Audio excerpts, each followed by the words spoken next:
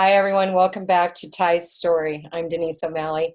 And if you watched part one, you got the opportunity to meet Tyanna Sanders. She's a fantastic woman dealing with a terrible disease. And in this series, and we don't know how many parts there will be, we're sharing her story because we want to bring awareness to the devastating impact of gastroparesis. And so, Ty, I want to say welcome and thank you for doing this again. Oh, thank you for having me, and I just appreciate you being part of the change. Well, I'm happy to be here, and I feel honored to be able to help tell your story. So it's mutual. We're good. So where we last left off is that you thought it was going to be a couple of days later that you were going to get the feeding tube inserted, and it ended up being the next day. And so I know that was a little bit of a shock to you that, oh my gosh, I thought I had a couple more days. No, it was boom right now. So do you want to explain to everyone what's going on, what happened? And I guess more than anything else, the first thing I want to know about is what was it like getting the feeding tube in?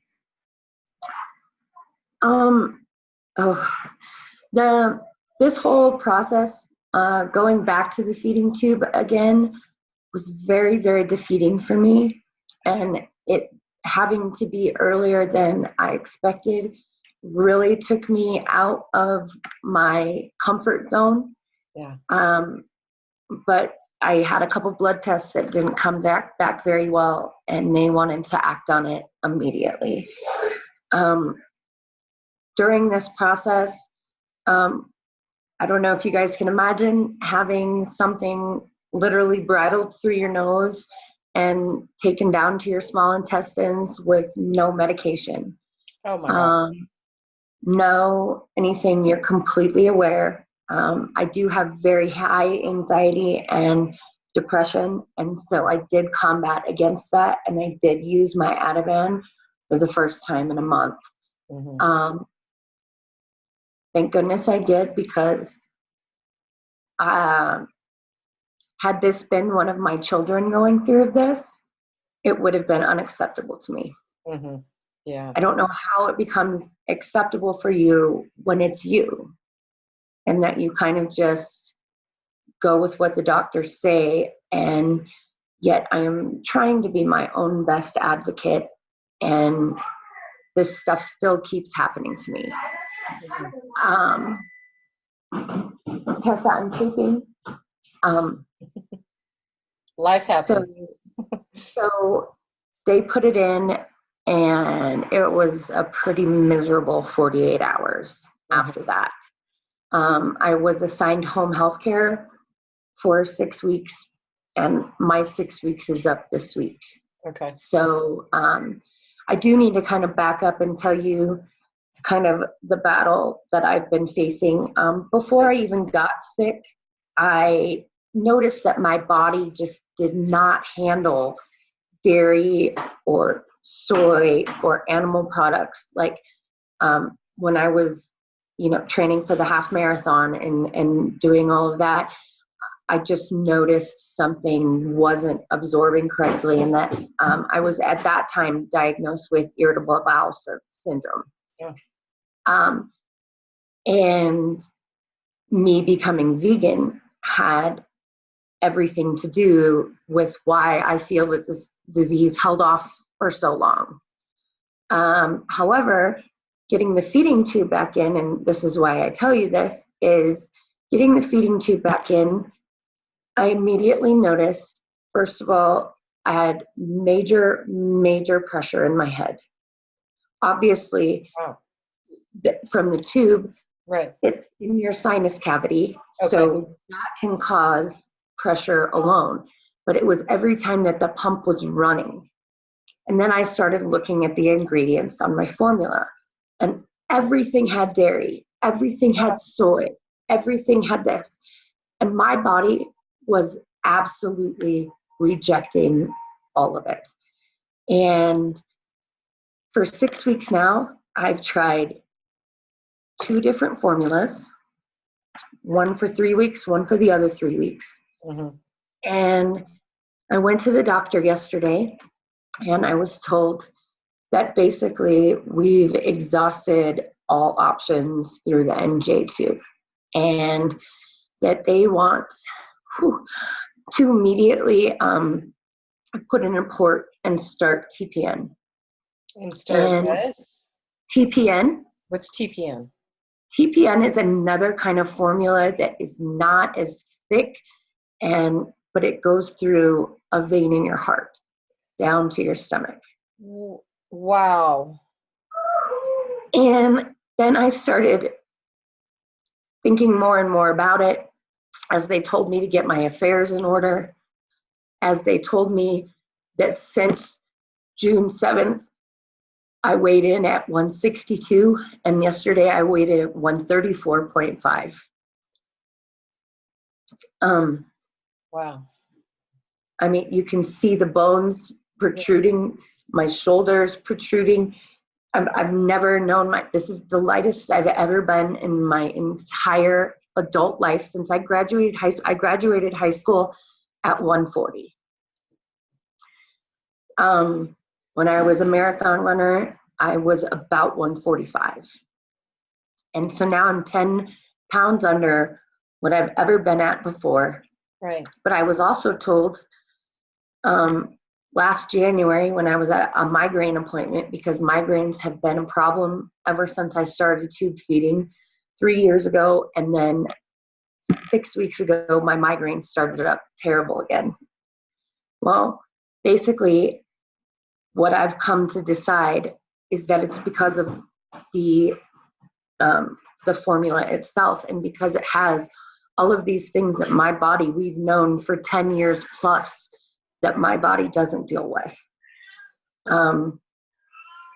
I found a company called Liquid Hope, which none of my doctors or nutritionists or dietitians deal with in any way, shape, or form. I told them I wanted to give this NJ tube one more chance, and I want to switch my formula to a plant-based formula that I know my body will accept. Exactly. Is there such a thing out there?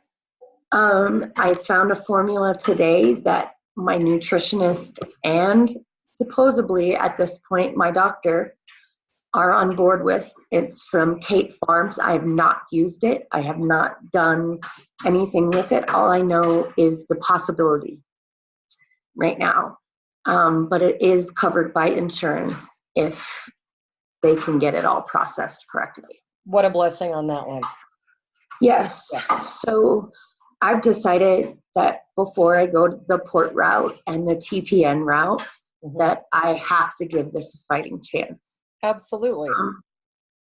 I have been told that one of the major problems could be I've had to go at a very, very slow rate on my feeding tube and the machine because of my headaches and because of the pressure that builds up in my entire face.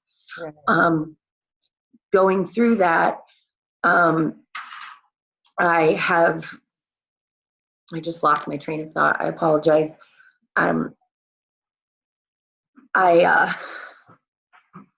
just know, bottom line is, I know what my body needed 10 years ago. I know what pulled me out of the brinks of death 3 years ago. And I've been fighting ever since then to make it better. And all of the ingredients with this formula from Kate Farms seems like it could be a winner. And just having hope gives me hope.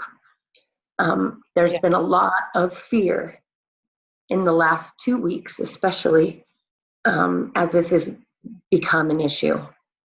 And, I remembered my point of view. So I've been having to take a very slow rate through my feeding tube. So I've been running it at 7.6. Most people can run at 15 to 20 mLs in an hour. And I'm going 7.6. Basically, I was on my feeding tube for 12 to 14 hours a day, and I wasn't even consuming a full 8 ounces of formula. A newborn baby drinks 4 ounces of formula or breast milk every 2 hours. And I was drinking one, not even, I would say 3/4 of an 8-ounce container all day long for 14 hours. That doesn't give you energy. It doesn't help you have that hope and getting moving forward. And it really affects my memory. It affects just absolutely everything, especially when I'm only averaging 2 to 4 hours of sleep a night. So their concern with this formula is that it's too thick for an actual feeding pump. So what will happen is I will have to be on a gravity bag that it attaches to an IV pole that you keep with you and on you at all times. And it will, it will not be on a rate that goes every few minutes. A gravity bag just literally flows as the gravity comes to it. So the lower you keep the bag, the slower it runs. The higher you keep the bag, the faster it runs, is what I've been explained to today. Mm-hmm. And they think I have a better opportunity at this than I would have at long-term TPN. So I believe everything is on board and getting ordered. And all I can do is hope at this time. So sometimes I have to ask the hard questions, and that's what this is all about, right? Is Mm-hmm. getting to some of that. So the feeding, this is just to keep you alive. What's Yes. it doing it for the gastroparesis? I mean, is nothing to heal it? I mean, this is no, just. that's the thing, and that's why I'm doing this more than anything, is there's absolutely no cure for GP right now. There's not a hope of going into remission. There is just no cure. It is a chronic illness that will never go away. So this is just something that you would have to accept for the rest of your life until a cure or other procedures or options are made available. So they call this, what I'm going through and what I seem to go through every year at this time, which is kind of crazy, is a gastroparesis flare. Is it because of stress this time of year? No, I really think it has something to do with change of season, Okay. change of atmosphere around us. The air is different. Yeah. I mean, we got to go back to the basics to figure this out. And Yeah. I really feel like that's what is not happening right now. My mom came to me today and said, I'm ready to take you to the Cleveland Clinic or the Mayo Clinic. What do we have to do? Mm-hmm. And I said, I have no idea. Let me find out. You know, Are they making advances in the studies at either of those places? So what I've heard more than anything, and it's kind of what we talked about in our first interview, is they treat you as a complete person. They don't have you go see 7 individual specialists. They bring 7 specialists to you, right, that all work together and talk together, because that has been absolutely my biggest frustration. I have severe pain in my back and hips. And I went to the doctor, my pain doctor, which basically I tell him that he deals with my spine and my hips. And I was told that their best guess with me right now, literally, that's what they said, my best guess is that a spinal stimulator could really help out your pain.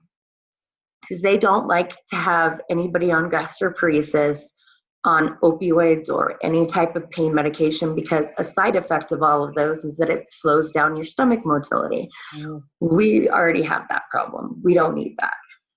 So yeah, everything that I've been offered though is an invasive set of epidural injections or cortisone injections. I've tried 4 different sets of injections None of them touched anything. And so they said, well, you need to have this spinal stimulator in place or implanted into your body. And I said, well, is that going to work with my gastric stimulator? And my doctor looked at me and said, I don't know, I guess you should do the research. And I came unglued. I walked out of the office and I told him that it was complete crap. And how do you not know me before I come into your office? How do you not know what a specialized case I am? Every one of my providers is in the same campus. Can you please explain to me why you're not speaking to them? Why communication is not happening? Can you explain this to me? And when she said no, I just walked out of the office. I stormed out of the office. Let's be real. Mm-hmm. I was so frustrated and so without words. I didn't even have a response for her. So, wow. Well, that explains right there part of the problems with our healthcare system, doesn't it?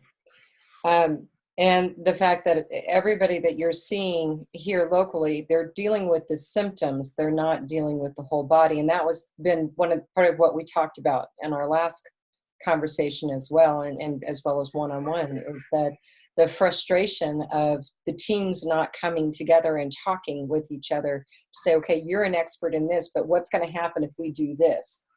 And so my pain doctor is literally the next suite over from my gastrointestinal surgeon.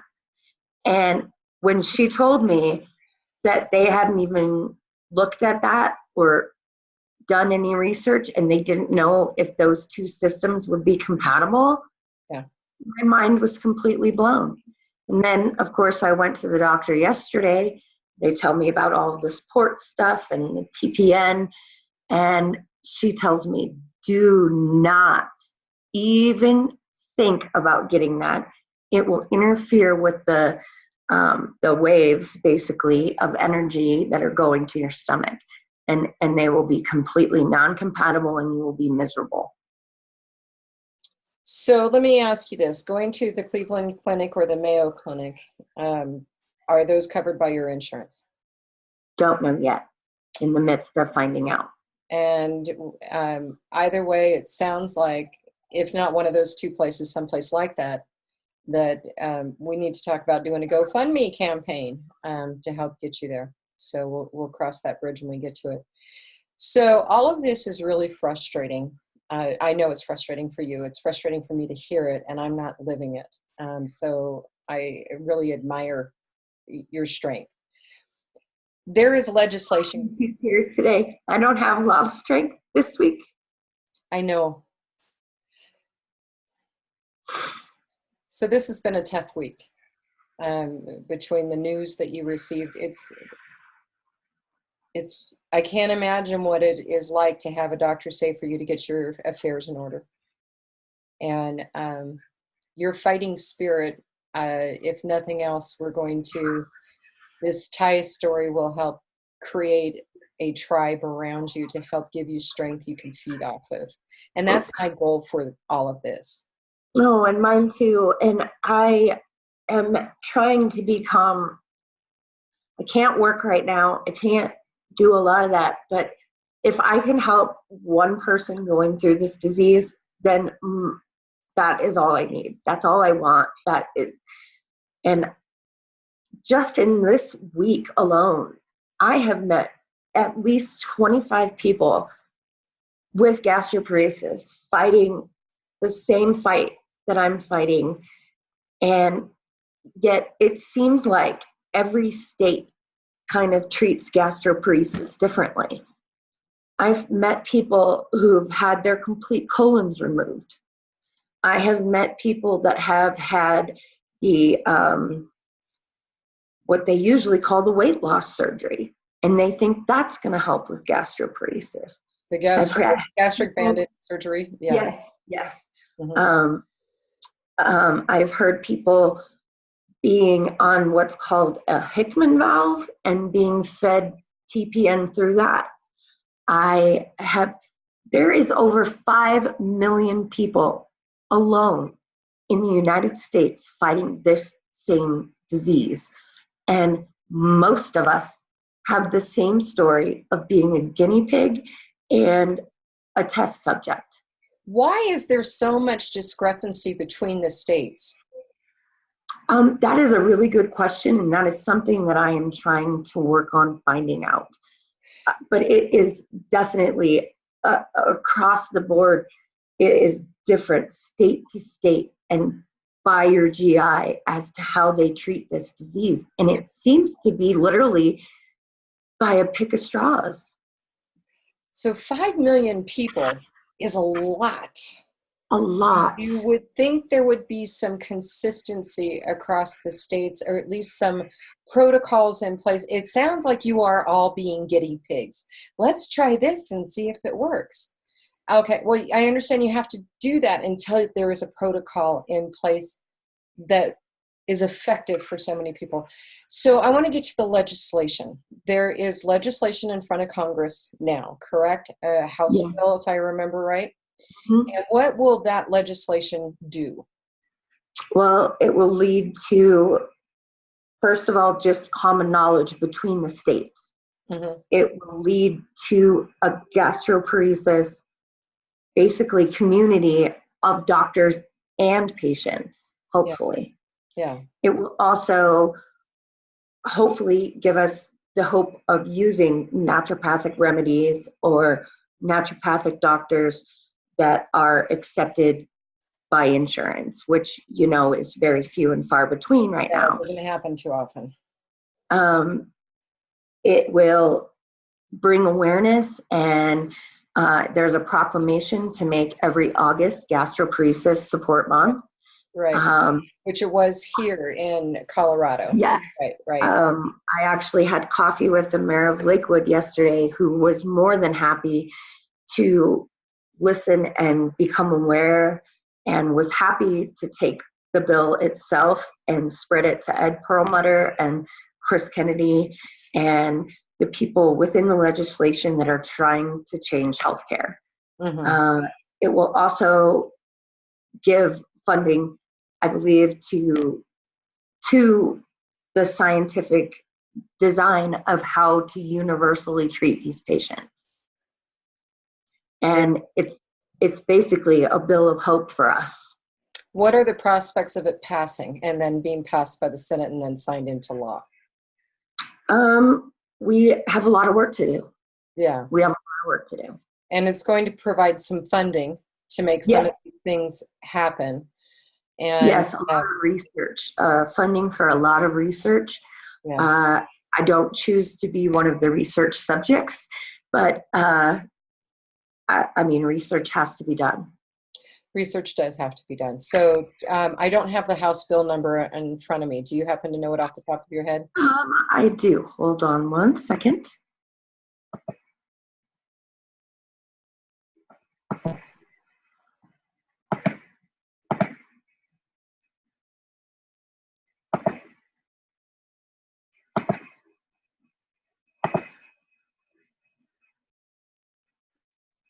It's called HR 3396, the Functional Gastrointestinal and Motility Disorders Research Enhancement Act of 2019. So is it a resolution or is it a bill to be signed into law? It's a bill. It's a bill, okay. So I'm trying to get back to you right now. I can't seem to minimize your internet screen, your browser window. There you are. Yes. So one thing that everybody can do is to go to the Gastroparesis Association website, and you will find information about the bill on there. You can contact your legislators. They have a very simple way for you to do that by just providing your name and information. You can write comments in support of it. And I think it's really important to also note that when we're talking about 5 million people suffering from GP, they're at various stages of it. Not all of them have a feeding tube in like you do. Some of them are in a hospital at this point in time, and that's how they're surviving. Others are in early stages of it and just learning about it. and going through it. But, to have so many people that it's affecting, of course, owning a wellness company, I have to wonder about, um, with that many people in it, what is it that has changed in our worlds? Is it environmental? Is it toxins? Is it, what has changed? Is it our diets? That to have so many people impacted by this. And the fact of the matter is they really don't know. And you don't know why you've been the one to have, the magic fairy tap you on the shoulder and say, guess what, Ty, you get to change the world by having GP. And you just want to kind of, swat that fairy godmother. I've kind of used the mantra that you've been assigned this mountain to show others how to move it. Yeah. And that's what I'm going with. Yeah. Because like I said, I can't work. There's not a lot I can do. But if I can help one other GP patient not have the 27 surgeries, not be on tube feedings for 4 years. I was on it 3 years for the G and the J tube, and now obviously 6 weeks for this one, but the TPN would be a long-term care plan. Well, you are active with the online support groups for GPs, those who are going through it right now. And I know you've told me stories about it. You shared some that you've connected with so many people this week alone. And, that is a fantastic way for you to serve, is to be on there, to be speaking up, that you guys can give each other hope. You can commiserate with each other. You can celebrate your successes together. And so that is a huge thing that you're doing. And right now that's, just surviving GP is your full-time job. And, yes. It's healing. Absolutely. Healing is healing. Yeah. Yeah. That's how I'm looking at it. Yeah. I want to heal, and I want to show others how to heal. I can tell you that there has been a few things that have saved my life. I'm not, this is not an ad for anybody or anything. I'm simply telling you what I'm doing to save my own life right now. Right. Because I was only drinking or consuming 300 calories by the tube every single day. Yeah. I have my Purium shakes, which I have to dilute heavily. Mm-hmm. And I have to take 3 drinks every 20 minutes. Mm-hmm. But that is a shake that is all superfoods. Yeah. And my body really thrived off of it for a year. Speaking of thrive, if you see right here, mm-hmm. I have a patch on. And this is a vitamin patch. I'm not absorbing any of the pills that I'm taking. Yeah. And so my hair is falling out. If you can see, I have this lovely little part line because I have a little bald spot in my front of my head. Oh. My hair is falling out. My eyelashes started falling out. Like I said, my bones are protruding. I don't know who this person is that I'm looking at.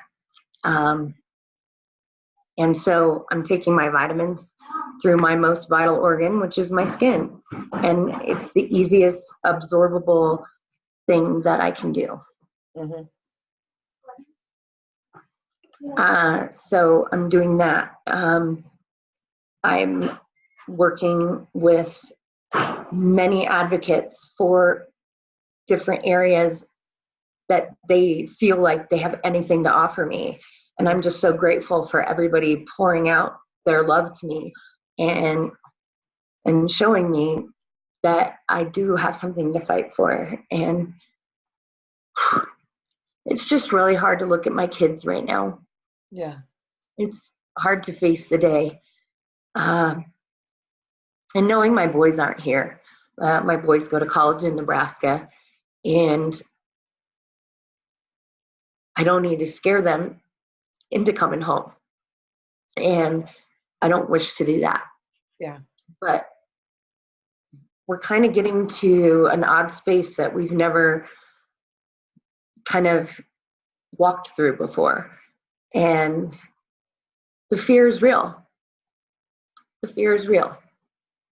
So all I can do is, I'm also taking in my Purium shake or Thrive shake that I take, They have vitamin capsules that come with it. I cannot take the capsules because my body will take probably 10 hours to dissolve just one little capsule. So I've been opening them up and putting them in my shakes as well. That's the only way I know to get everything in. CBD, Tiffany Polito Carlson works for Functional Remedies, and they have been gifting me with hundreds of dollars of CBD to fight my pain when the doctors won't do anything to help me. So it's That's just fantastic. absolutely, it's absolutely crazy to me how WalkFest has changed my walk through gastroparesis. And it's evolved so much. A year, for those watching this video, a year ago, September 2018, was this fantastic event called WalkFest, and that's where I met Tyanna and her husband Bill. And we were all volunteers together, and there's some fun, long stories that we could share, but we won't in this video. But it certainly bonded us together. But the connections that you and I both made for different areas in our lives, you had a different direction that you were going. And I had no idea that how bad this was, and or how bad it could be when you and I met a year ago. But you're right, it has changed lives, and I'm so glad. There was a reason why you were there. Yes, as you. Yeah, and you've absolutely connected, and Tiffany providing you with the CBD was another one of our volunteer buddies, and that's fantastic that she's been able to help you with that. So what do you need right now? Prayers, hope. I need simply someone looking at me and saying, I believe in you, instead of you're going to die. I want to watch my babies grow up.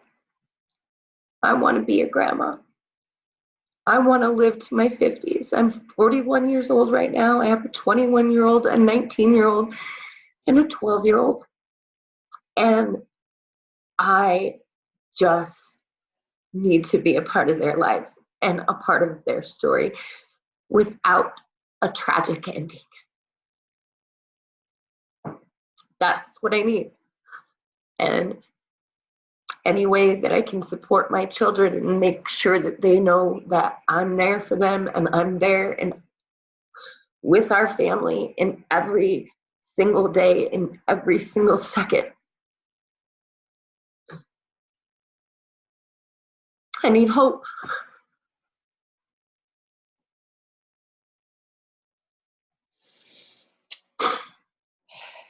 The prayers will definitely be coming your way. And let's see what else we can do for everything else. On one good note is that I've been in appeal status fighting for my disability since October of last year. And it's September.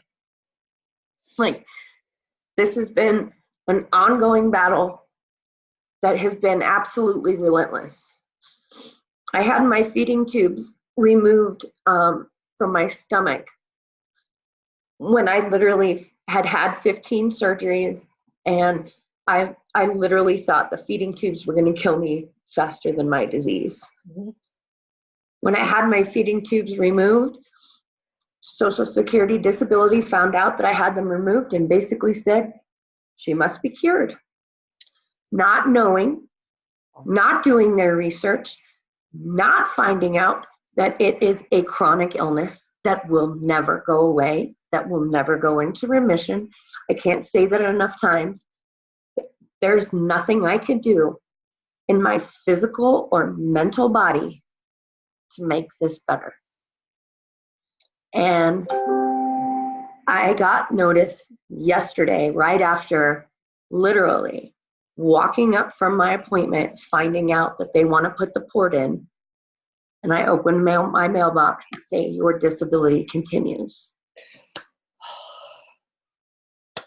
Because if that wouldn't have happened, what would have happened is my Medicare would have been canceled that day. And then what would I have done? Wow.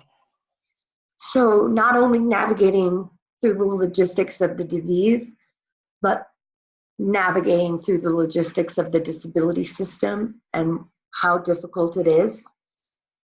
I could have never prepared myself for this fight. Okay, so let's count that in the win column for the week. Absolutely. Yeah. Huge win.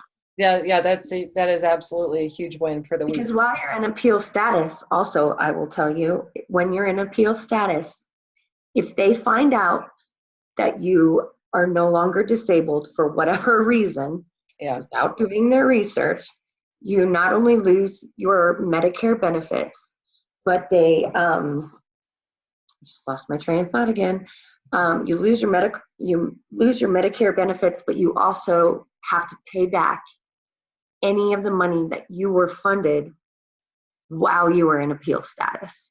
So for me, over 10 months, I received $1,400 a month. That's all. Mm-hmm. But that would have been for 9 months. We're looking at $10,000. Yeah. I would have had to pay back. So this is a huge win. Yeah. Huge win. You know, we get our blessings where we can get them, and that is huge. So we absolutely can celebrate that. In the meantime, for those of you who are watching this video, I'm going to ask for you to do a couple of things. Number one, forward it to your legislators. I did it on part one. I don't think I ever told you that, Tyanna. I didn't hear back from any of them. And I know that they're not going to take 40 minutes to watch one of these, which is where we're at right now for this one. But the story was so important to share. But forward this video to them and just say, this is one of your constituents. You need to help. And, you know, if they get it enough times from enough people, you know, maybe things will change. But, you know, I have this a kind of biased look on politics. I'm not the best person to have a conversation with about politics. But, you know, it really does boil down to how many times somebody has contacted their office in support or against certain legislation, because I have news for you. They don't have time to read them all. They don't. They staff it out. I know it for a fact. And even the really big important bills, they don't take the time to read the dang things because they're, you know, several hundred pages long typically. So they're relying on outside information to make their decisions for voting. And, you know, and let's forget about the fact of donors and having that sway. We can't do anything about that one. But their staff has taken a tally for, against, every time the phone rings, every time a fax, if people are still faxing, it goes through, every time an email is sent. And that's the information that they take when they go to the floor, because they just really don't have the time to dive into everything. And let's face it, a bill on GP is not going to be the sexiest thing that's going to get their attention. There's a lot of other things going on in the world of politics right now. So we've got to be this voice. We've got to inundate them. We've got to send them tweets. We've got to send them emails and their Facebook pages. And we have to speak up and say, this is a bill that deserves funding, because there are 5 million Americans in this country who are suffering from some degree of this. And as you've heard in this video, there isn't a cure. It's just managing the symptoms. We got to get past that, and there's a way that we can. And I'm sorry, I got on my soapbox about all of that, but I'm really passionate about the fact that we've got to make a difference. And so I am with you for that. I don't know what I can do for you, although those of you who are watching this that are my health and wellness peeps, if there's anything that you can do, any connections that you can make for Ty, please step forward. And you know, that's why we have a community. Yeah. And your celery juice has been a whoever gave that tip, thank you. Like, that does very much help me out. So I am grateful for every type of feedback that we get on this. That's awesome. So what more do you want to say in this one? I guess I would leave you with one question. I've been told that the stomach is a non-transplantable organ because it is no longer essential to our health. It's what? You can bypass your stomach and live. You've heard of lung transplants, you've heard of kidney transplants, you've heard of every type of transplant, bone marrow transplant. There's so many. Tell me, United States of America, how do we not have a stomach transplant? Tell me the reasoning behind this. Help me do my research. Tell me what more I can learn about this disease, because this makes no sense to me. A non-essential organ. Yet you're told to eat 3 meals a day. So just ponder on that thought and help me find the answers, because there's got to be more. There's got to be more than this. And I'm going to fight for it. And don't wait until to help try to find the answers until you or a member of your family or a loved one has been stricken with it. Exactly. Yeah. If it can happen to you, a marathon runner, it can happen to anyone. Yes. Absolutely. All right. With that, Ty, I'm going to thank you. I'm going to end the recording. And when you're ready, we'll come back and do part 3. All right. Thank you.